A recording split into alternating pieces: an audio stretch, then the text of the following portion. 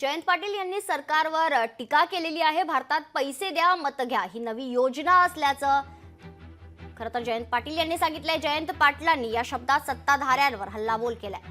आधी योजनांची घोषणा, नंतर एसटीची भाडेवाढ, लोकशाहीच्या क्रॉस फायर कार्यक्रमात जयंत पाटलांनी सरकारवर टोलेबाजी केली आहे। तोटा भरून काढण्यासाठी एसटीची भाडेवाढ करण्यात आल्याचं देखील पाटील म्हणाले।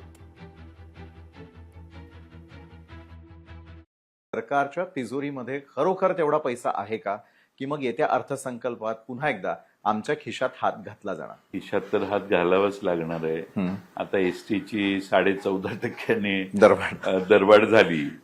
आमच्या सगळ्या लाडक्या बहिणींना 50% सवलत निवडणुकीच्या आधी मिळाली।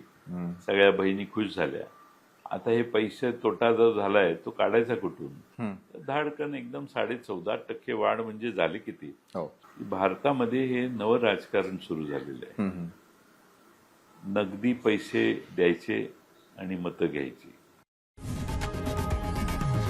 लोकशाही मराठी ऐका, पहा, जागरूक रहा।